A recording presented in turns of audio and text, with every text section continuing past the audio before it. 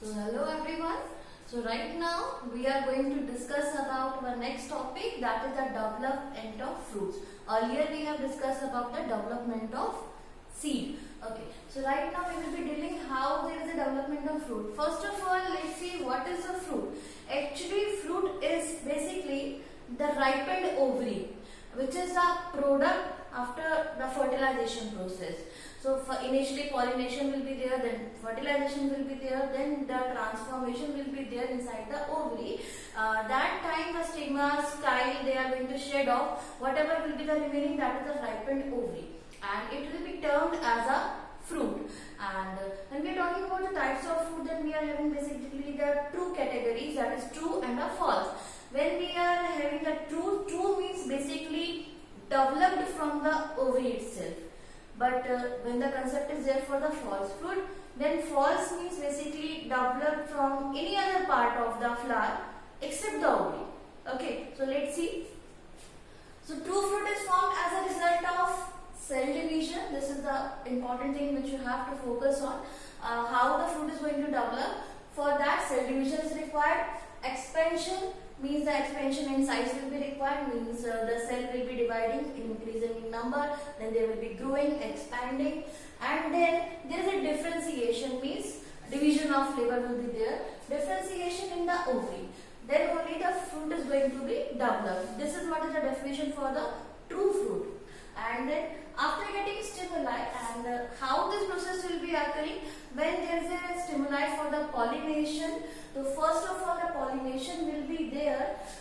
It will be followed by then the fertilization. Present inside the ovary are transformed into seeds and the ovule wall into pericarp. So regarding this, initially the pollination will be there. Then fertilization will be there. Then there will be some transformational changes which are going to occur inside the ovary. Then only it is going to be termed as a fruit. Now the types of fruits. When we are going to talk about these two categories, that is a true fruits and a false fruit. In this first thing, here we are going to talk about only those fruits which have developed after the process of pollination, then fertilization, then transformation. Then they will be termed as a true fruits, and this is what all occurring from the ovary. That is the reason they are termed as a true fruit. Regarding false fruit, here the ovary is not only responsible, other parts are responsible. Fruits derived from ovary may or may not be there, and other accessory floral parts. Accessory means it may be petals, it may be sepals, it may be receptacle, it may be thalamus. Any other parts can be evolved for the formation of the fruit. Okay, in this category when we are talking about vegetables, then tomato, brinjal are the example of true fruits, and in the fruit category basically mango, banana, these are the true fruits. Okay, and then here false fruit when we are talking about, then apple itself is a false fruit, fig is a false fruit. Here whatever the part which you are consuming it is the basically edible part, which is receptacle. Receptacle is a place where all the floral parts are associated.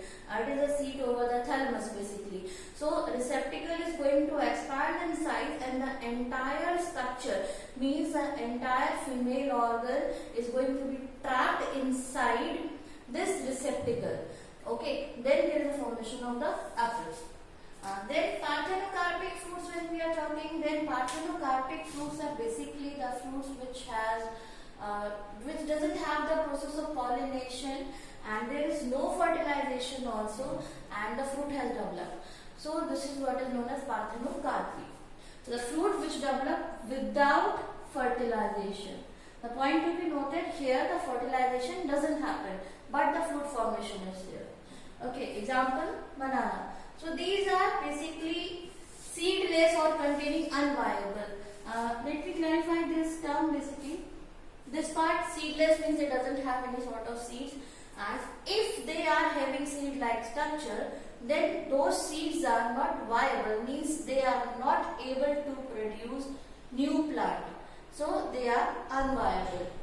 When we are talking about the category, then natural parthenocarpy can be done through three sort of steps. Like first one, ovary development without pollination. Ovary has developed but pollination is not there. So these sort of parthenocarpy can be seen in case of citrus like oranges, banana, pineapple. So here pollination has not happened, but ovary itself has transformed into fruit. Okay. Next is stimulation. Means there is some sort of stimulation. It is going to have the stimuli in the form that pollination has happened. उसको लगेगा pollination हुआ, but fertilization यहाँ पर नहीं होगा. There will be no fertilization, only stimuli of the pollination will be there. Then this sort of category is under the stimulation process of the pollination. Example, certain orchids. And the next category is there result of fertilization. Fertilization is there, but the only mishappening which happens over here is, although fertilization is okay, but there is a abortion. So aborted embryos will be there. So this sort of seed formation will be there in the grapes and the cherries. They also doesn't have any sort of viable seeds. So now next thing, here we are going to talk about the parts of seed. The outermost covering of the fruit. Sorry, I told seed, it's a fruit. Fruit is known as epicarp, means the outer skin. Then here, this one is a fleshy part which is known as the mesocarp. And inside the mesocarp, this is what is the endocarp, the hard covering which is present outside this seed. And the internal structure is known as the seed. So these are the parts of the fruit. And the remaining part we are going to continue with the next topic, next series.